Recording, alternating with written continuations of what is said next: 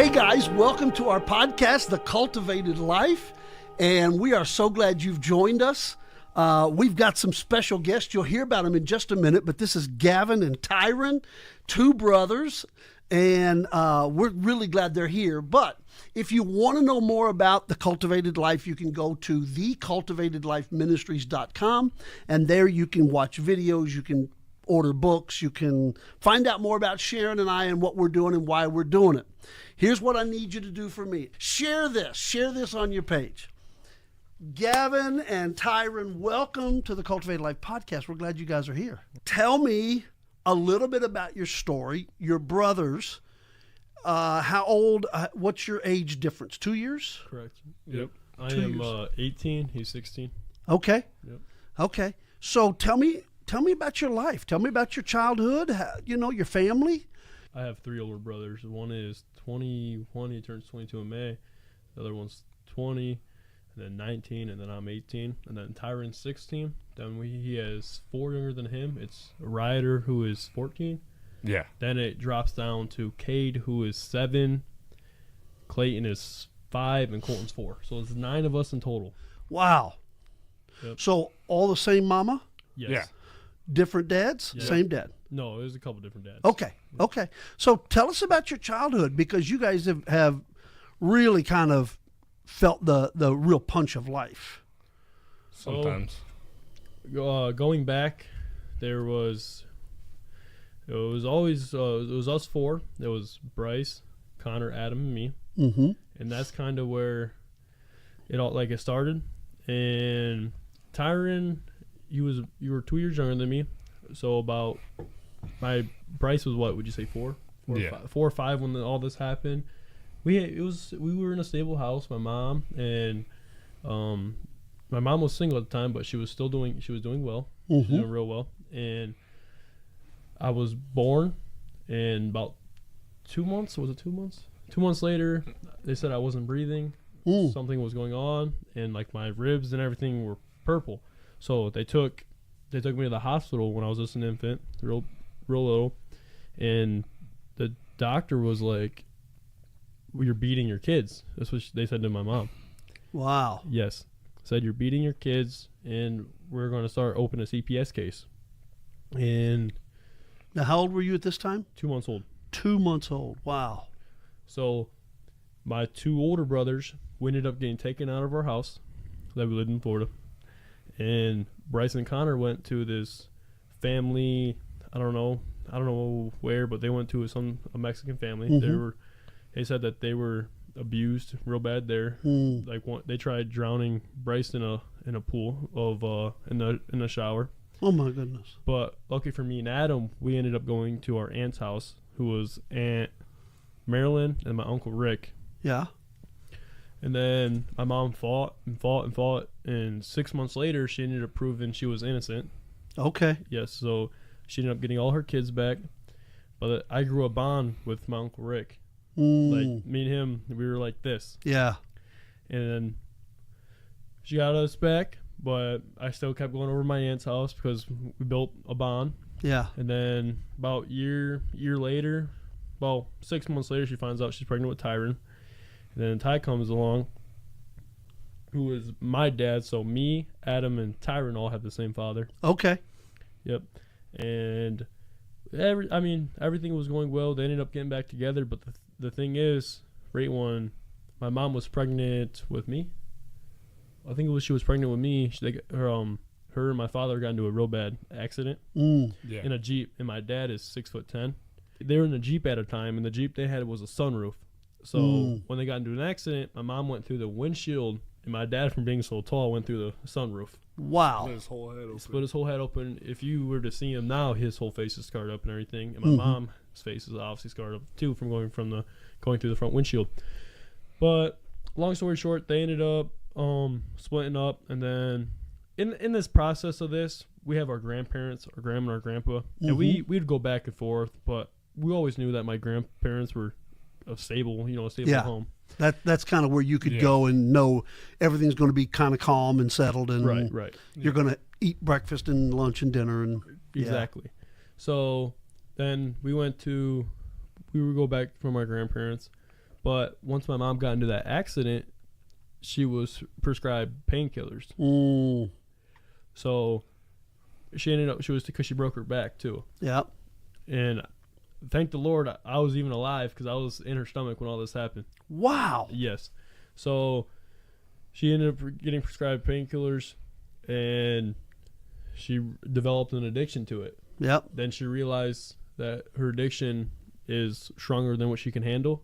So then she took it, like, because we lived from Florida, Iowa, Temperance, Michigan, and Northwest Ohio, like Toledo, Oregon. We lived. Yeah. That's where we lived. And she developed an addiction, and she realized that she wouldn't be able to get no more from the pharmacy. So she turned her addiction to the streets. You know what I mean? Which is a very common thing. You Very guys common. know a whole lot more about this than I do. But in the addiction recovery that I've worked with, I have seen many times that's how it happens. Is somebody gets hurt and they get prescriptions, and then when that doesn't work anymore or they can't get enough. Now, there are a lot more expensive pills on the streets than just heroin or something like that. Yeah. It costs a lot more. See, and the thing is, my mom always told me she never even like used to take anything, because my grandma was a drug addict too. Wow. So she seen how She had that inherited gene of addiction. Yeah. And then she like going, like, for me, for example, I will never, because I've seen what it does to people. And she said the same thing when she was younger, because she seen how my grandma was. Yep. And stuff like that. So she was like, I would never. But like that, something happened, you know. She's in over her head. So fast forward a couple years, my dad, actually a week after I was born, he got arrested for robbing a store. And obviously we knew that, so we never really talked to our dad. He tried to come in our life and bribe us with stuff, you know what I mean? Well, he ended up going to jail. He's been in and out of jail our whole childhood. In 2020, he tried taking us out of our home, like, because we lived with our grandparents. Wow. Yeah. Yeah. So almost like a kidnapping situation, yeah, right? He actually did get kidnapped. Wow. Yeah. So then all his things caught up to him. So they found him outside of ice cream shop at 2 a.m. because they had a tracker on his car. They seen he was out there, and they realized he was going into the next county. So he called the police department, called the county sheriff. They pulled him over. They found $12,000 in cash in his car and all the stuff to do it. So Yep. they pinned him for that one and like 20 other cases. just in Wisconsin. Yeah. Oh my So goodness. he was wanted in 6 different states. Kentucky all the way to here, all Yeah. around. Wow. Yep. So he ended up Which is good reason why you never saw him. Exactly. Yep, exactly. That's so your mom and your family were trying to protect you. Yeah. So he ended up in 2020, 6 months after he tried taking us. That's when this happened. They found him. So he's been locked up ever since maybe 2021, because this all happened in 2020 December. So he's still in prison? Yeah. Yes, he'll to be this in day. prison. For a while. Yeah. I don't know exactly. Trial hasn't came yet, but he'll be gone for a while. Yeah. Yeah. Wow. And then that's our father. But keep in mind, Rick, like I said earlier, Your Uncle Rick. my Uncle Rick. Yep. So I looked at my grandpa as my grandpa, and then I looked at Rick as my dad, because he taught me everything, like everything, how to be proper, you know. Yeah. Like, he was real big on that. And he worked at Ford, the company up in Detroit, so he knew everyone. Oh. He knew everyone everywhere he'd go. So I guess So they were here in Northwest Ohio area. Yep. And your grandparents are here in Yeah. the Toledo area. Yep. Okay. Yeah. But we lived in Florida all the way till about. He was actually born in Florida. So Gotcha. We lived in Florida till I was about 4 or 5. He was still in diapers then. Then, like I said, my Uncle Rick, like, he was like my father, and he helped Ty out too. But so our family, like, we ended up living with our grandparents because, like I said, ever since I had accident, my mom was never stable. Yeah. So we always stayed with our grandparents. And Tyron had our uncle. Like, each one of us had a person that we could always depend on. Yeah. That's exactly. interesting. So within the family, you found kind of just naturally gravitated to different people. Yeah. Correct. Yes. To find stability. Yep. So you literally were living in like a survival mode Somewhat. as kids. Yeah. Just finding whoever you felt was safe at the time. Yeah. And connecting to them. Right. So how did you get connected? Because I know you're connected to a family here at Life Chapel. How did you get connected to them? So this is how this. So it goes back to Rick. So like I said, I always went to Rick. He always went to his uncle's house, and we always felt like, because like I said, we grew up on food stamps, poor. Yeah. We had nothing. But that was with my grandparents. My grandpa was retired. He had a decent income. My grandma lived off SSI, but we had 6 boys in the house at the time. Wow. That's a yeah. lot of boys. That ain't nothing. It's a lot of for a lot food. yeah, exactly. So we always ran there, and then about 6th grade, I seen little Tony on the bus, and I seen him around, but I started talking to him, and he was new to the school, and you could tell that he was a real quiet kid, and he real quiet. Yeah, he is. And me and him, and he liked doing the same stuff I did growing up. I seen little Tony, and then me and him became like this. Like, we were close all the time. And when I seen Big Tony for the first time, I was scared. I was like, this dude's a scary guy. You know what I mean? And then I just, once you grow with him, like. So when you talk about Tony, you're talking about Tony DeAnda. Yes. Who's been a part of Life Chapel since he was a little guy. 29 years. When I came here, and yeah, he's been a part, and he's been playing drums or percussion almost all that time. Yeah. And he has some amazing stories of just stuff he's done here at the church, and every building project he's been there to help me. And yeah, he's just one of those great guys. Right. But he is a little intimidating. Yes. So He's just So a I was- big bear. Still is. well, now me and him mess with him all the time. Yeah, I know. One of I the know. You nicest guys guys kid you'll with ever him, meet. but you know. Yeah. Yeah, he's in That the if he dropped the the barrier, line, it'd be yeah. like, all right, well, stop. Yeah, exactly. We know our limits with It's Tony. a healthy respect. Yeah. Yep, exactly. So that's when I met Tony, and I was like, I looked at him, and I was like, checking my time, and I was like, why is he getting home at 8:00? And I was so interested in why. And they had a nice house, you know, they all had nice cars. So I was like, and like I said, we grew up poor. So I was like, what does he do for work? You know what I mean? So I realized that he's a builder. Yep. And I was like, wow, he has all these nice things. And I was like, well, I want to have all these nice things. Yeah. So I went to work with him when I think it was 11. So I met Tony when I was 10. So I was 11, and I went to work with him, and I was dying. Really? Yes. Wow. He was working me, and I was like, I don't want to do this. No. A little bit about Gavin. your story, though, from your perspective From what? and from childhood. But who did you connect to?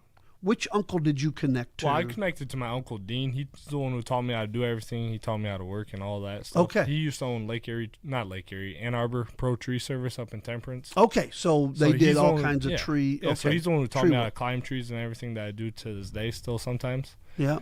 Yeah, so that was real nice of him to do all that. Keep in mind, he was 9 years old climbing trees. Yeah. Well, I mean, at 9 years old, everybody wants to climb a tree at 9 years old, Yeah, right? but I was cutting them down and you just don't stuff know like you're that. carrying a 30-pound chainsaw up a tree. Exactly. Yeah. My Wow. grandpa was always real protective of me, so I never Sure. told him I did all that. Yeah. Until like years later, I was like, "Yeah, you know what I was doing then?" Yeah, well, my mom didn't tell my dad half the stuff he had me doing, and then I didn't tell Sharon half the stuff I had my boys doing. Yeah. Because Oh, yeah. those, when they get protective, you just got to kind of keep some things on the down low, Mom is fine. Yeah, You know how it everything's fine. Yeah. It'll be So, all right. so did you meet Tony and Melissa through Gavin? Well, I was friends with their daughter. In Okay. 5th grade. Yep, yep. So it went all the way back Oh, then. so but I it almost like you guys grew up together. Yeah. You with With Elena little and Tony. you with Tony. yeah. Gotcha. Okay. But I never really seen Big Tony. I seen Melissa a couple times. Yeah. But then one day they needed help on a siding job, and I went and helped them. I've been with them ever since. Wow. In So Point you got Place. sucked right into the construction drug me without right even. That's Yeah. So Ty's always naturally always been hard at it, everything he did. mm-hmm. But Rick told me, oh, baseball's the way out. Well, when I was 16, I found out baseball wasn't my way out. So then I started taking it serious and going to work.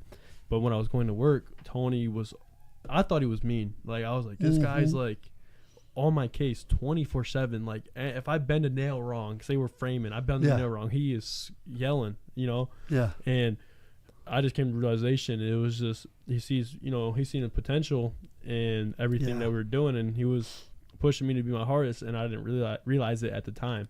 So what's the biggest lesson you've learned from Tony? And I'm going to ask you the same question, but first you, Gavin. What's the biggest lesson you've learned from Tony? The biggest lesson I've learned from Tony, well, the biggest lesson and the biggest thing he showed me, the biggest thing he showed me is getting closer with God. Mm-hmm.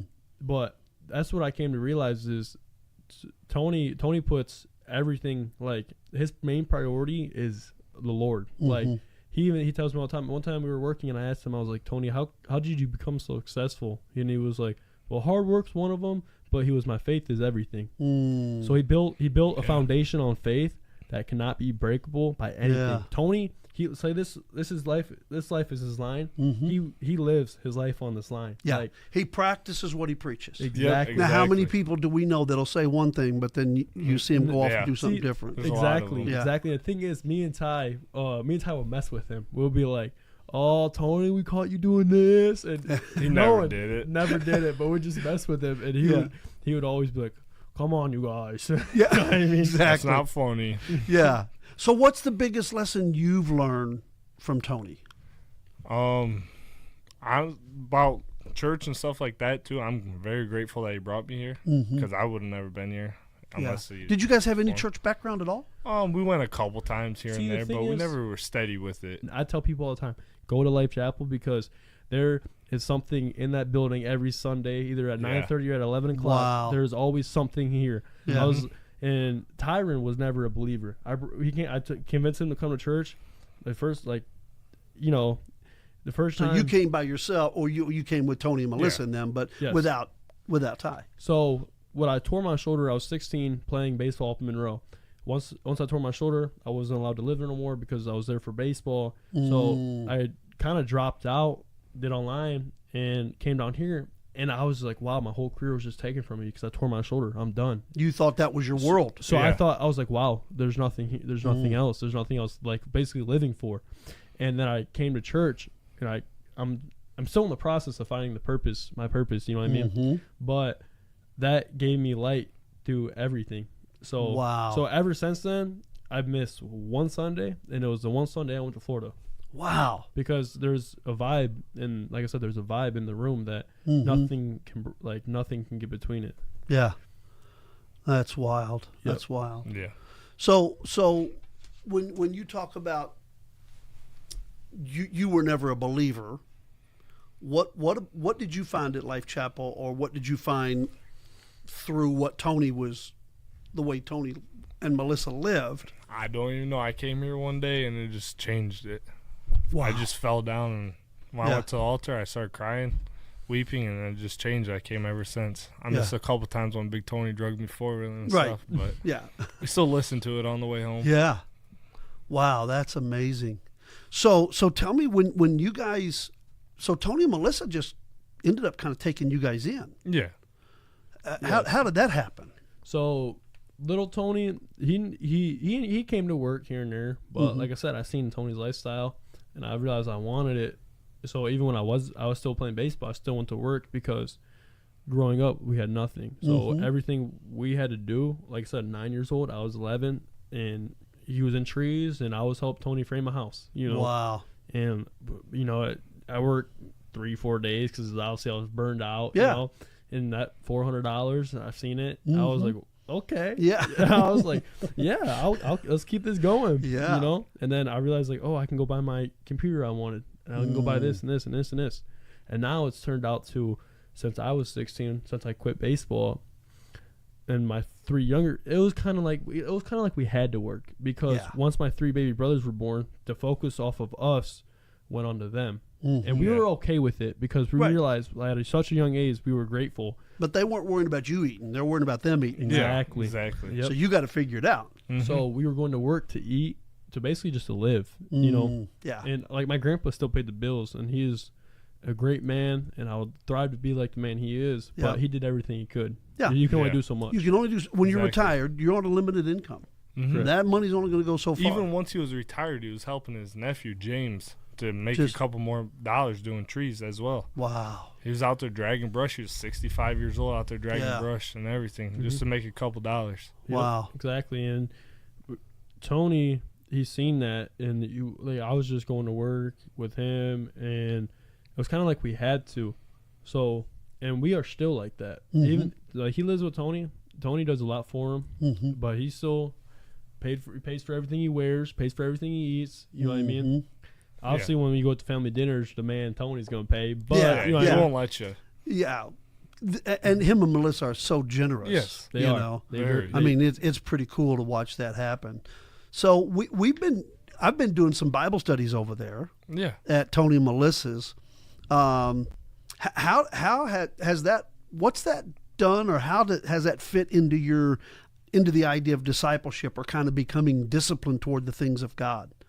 How does that fit in, or how does that work for you guys, or do you have any thoughts around that? So for me, back when Sharon started in August, That's right. Sharon Yeah. started a Bible study here at the church. I Yes. forgot, It was and me she and him recruited and- you guys yeah. like Yep. fast. Instantly. It's probably my second or third week here. Yeah. And that's when I really, because me and him were never close. Like growing up, Yeah. we were far from it. We bickered, we fought, and until about last year. When did you say last year? Yeah, as when you moved back from Monroe. When I moved back from Monroe, realized that I was in a low point, and then he was talking to this girl, and they ended up breaking up, and he was in a low point too. And me and him, ever since then, just became best friends, Wow. doing the same dumb Well, stuff. when you're young, you're in competition, and Yeah. Right. and you've got two different people kind of mentoring you. Yeah, exactly. You know, you got your own Two little different worlds, and ways. then all of a sudden, you finally come to an age where you realize, wait, we need each other. Yeah. Right. We're better exactly. together. Exactly. Yeah, that makes a lot of sense. Me and him are closer than any of our brothers. Right. Yeah. Adam, our oldest brother out of us three, he's going to college and stuff right now. He's working at Lowe's on Alexis Road. Okay. But he doesn't really want to do the same stuff as we do, and that's when we mostly hang out is working because we work Yeah. together most of the time. But we still hang out with him once in a while on the And- weekend or something. And the thing is, we also have the same interests too. Yeah. So it plays a part, like hunting, trucks. You Yeah. know, all of we all have the same interests. Yeah. And I hate to say this, but me, him, and Tony all have the three same interests. Like to the point, like we'll go to like the store and we'll buy a hammer. And we'll go out to the telephone pole and test out the hammer, all three of us. Put nails in a telephone pole. It's like Yeah. we find, I don't know. Who does that? Right, No. exactly. You know, Yeah. So maybe you're like the two boys he never had. exactly. Yeah. So Somewhat. you guys have just become part of the family now. Yeah. Because every time I see you, you're with them. Yeah. So it's like you guys, they've just kind of embraced you guys. Yeah. Well, Tony tells the story, and he told us this one time in one of our Bible studies of when him and Melissa first got married. So his mother was in foster care in West Virginia. Yes. And when him and Melissa first got married, they were going on their honeymoon to like Myrtle Beach or somewhere over in the Carolinas, and they stopped in West Virginia to meet his mother's foster parents and spent time with them, and they talked about the kids they'd taken in and just all of that. And he said that put something in his heart. And he's like, now he's getting to do that, because every time I'm there, there's like 10 teenagers running around that house. And it's not a huge house. It's a nice house. Yeah. But it's not huge. And it's like they're everywhere. Because that's what they do. They just welcome people in and just love and serve, the teenagers that their kids have connected with or they've connected with. Yep. And the thing is, Tony always said, he was like, I want to have a lot of kids. I always wanted to have a lot of kids. And he ended up only having 2. So he's like, God must have knew that I shouldn't have had a lot of kids because I'm taking in a lot of kids as well. Yeah, exactly. Exactly. So tell me, what has Life Chapel done for you guys?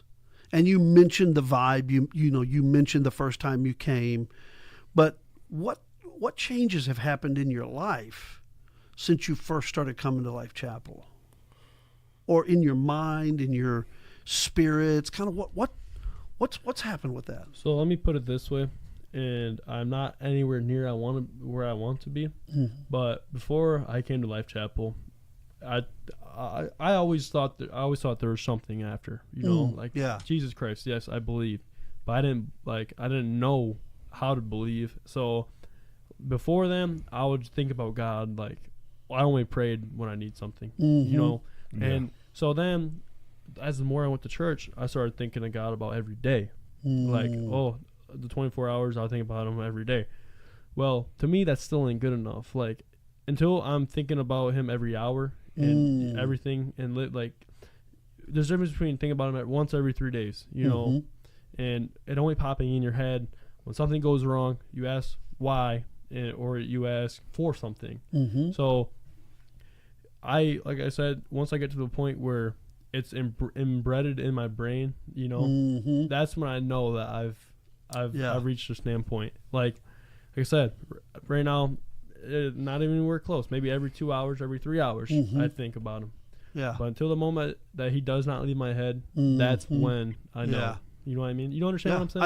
I totally do. And that's what it means to be a disciple, right? Or to be disciplined. So let's just say you discipline yourself. Some people discipline themselves in what they eat. I don't. Yeah. I don't. I'm not that good at it.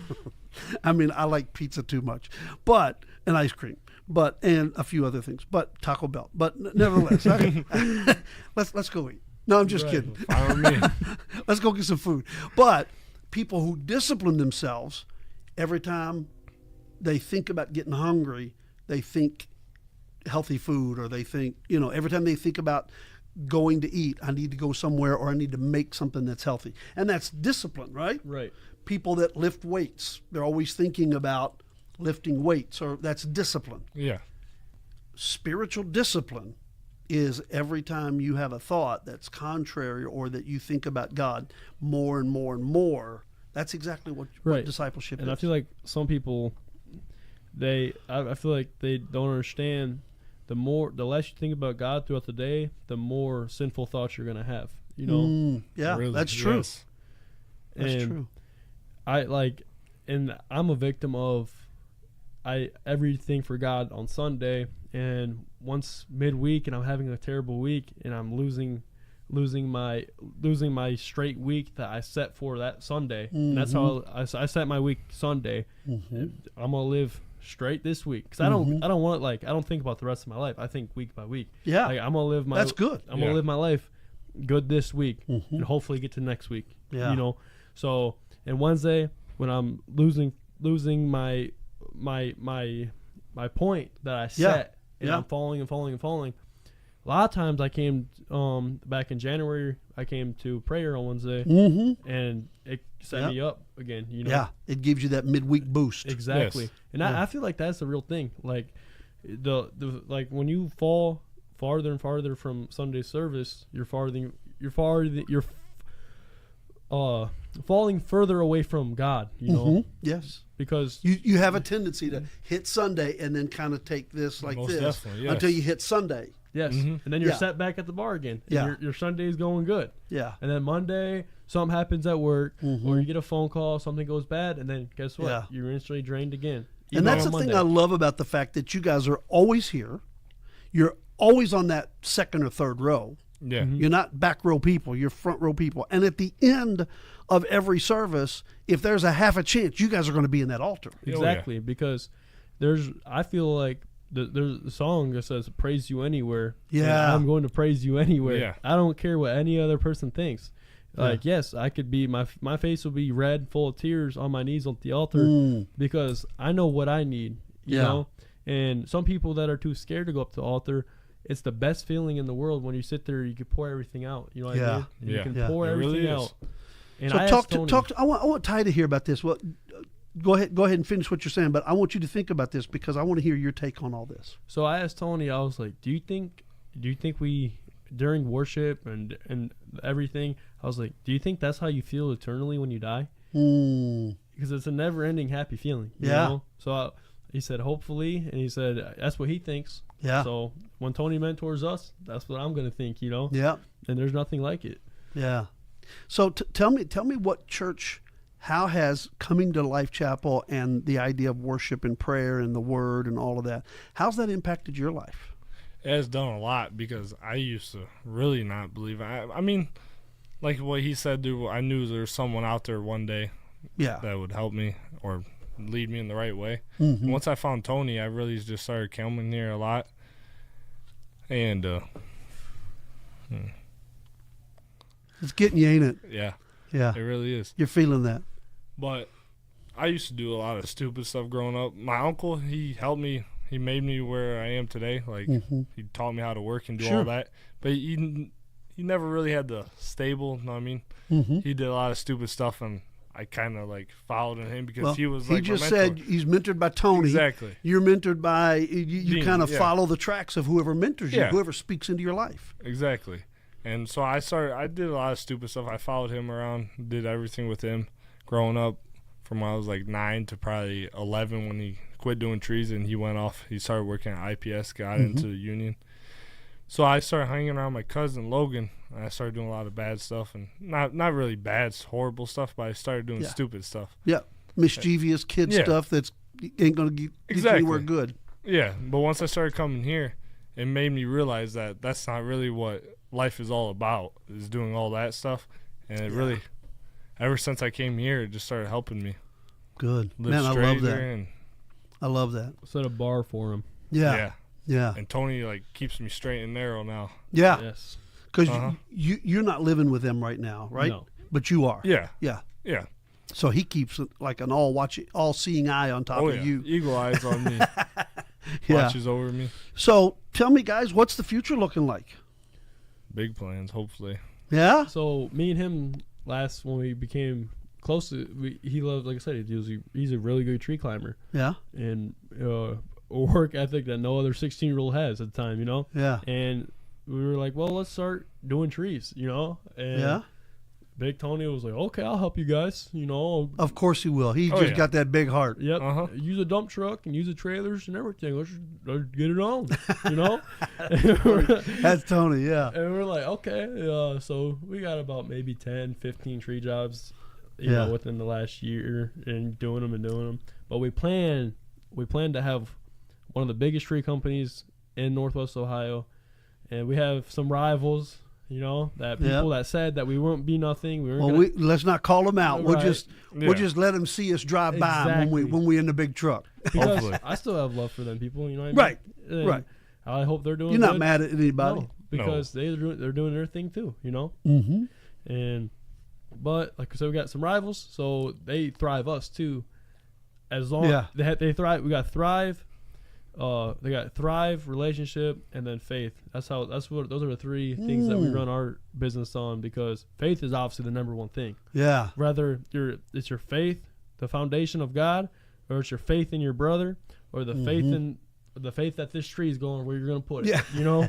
And so then, what's relationships mean? So me and him, well, when we get mad at each other. And Of we course realize- you do. Get You're real brothers. mad at each Exactly. other, though. Yeah. But we realize that we have a relationship with each other that is unbreakable. You know what I mean? Yeah. So, and then the same thing with Tony. Tony, like today, it was on my case again. You know, but I Big realized time.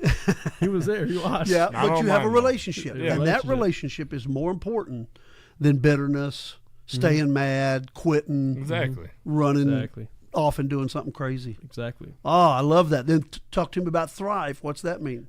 I want you to thrive to be the best version of yourself. You know.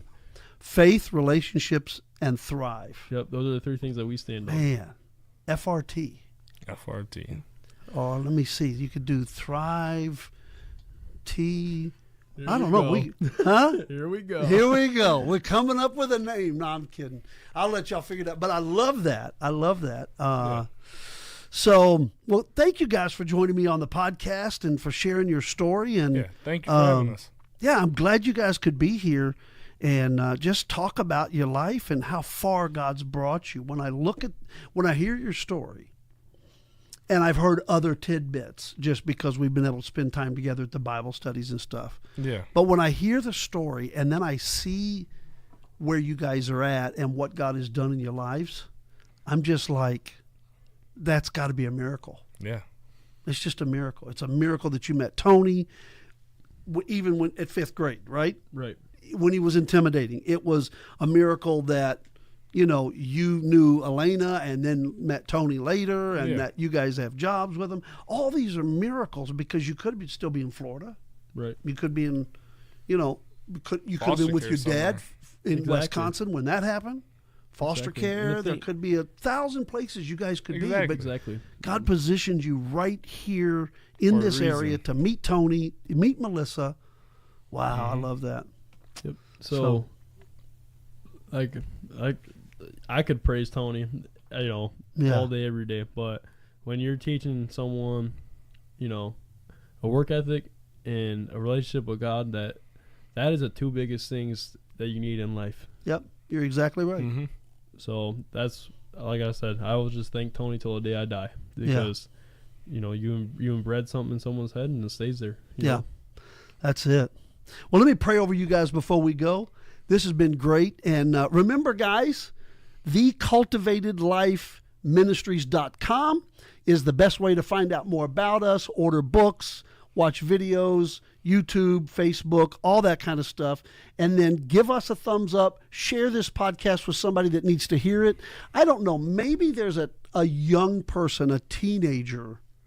Yes. I don't know. I hadn't thought about this. Listen. So if you guys were to give one piece of advice about God to a teenager that was struggling in life, so my advice is turn towards the Lord with everything you have in you, regardless, no matter what has happened to you, and do not give up. Like I said, set a bar out there for you. Have a purpose. Go find that purpose. Yeah. I still haven't found my purpose. Yeah. But until then, I'll like I said, the one time, I'm sorry, I forgot his name. He came from some other country. I remember that service. He said the reason he is still alive. Yeah, Roger Hoagland. Hoagland. Yeah. He said the reason he's still alive because he hasn't found his purpose yet. Once he finds his purpose, he knows his time as well. So go and find your purpose and find what's worth living for, because life is precious. Yeah. All life is precious, and go find what you're living for. And then you'll realize that there's more to life. That's it. What you're dealing with now does not decide what you're gonna be dealing with tomorrow as well. Exactly. Ty, what if you had to talk to one 15 or 16-year-old to say, here's the advice I'd give you about God, about what it means to. Even when you think he's not there listening, he's there. Even if you were praying about something today and it doesn't happen today, it's going to happen. He's listening no matter what. Yeah, I love that. Plug into God, find your purpose, and know he's always there even when you don't see him. Exactly. What's that song we sing? Even when I don't see him, he's working. Even when I don't feel it, he's working. Yes. Mm-hmm. Yeah, that's it. That song is called Rest on Us, by the way. Oh, you guys know this stuff. Yeah. Let me pray over us. Father, I thank you for Ty. I thank you, Lord, for Gavin, and I thank you for our time together. I thank you for your blessings. I ask you, Lord, that you would bless these guys. I pray that, Lord, you'd bless all of our listeners, those who watch. Put your hand up on them in Jesus' name. Amen. Thanks, guys. Look forward to seeing you again real soon.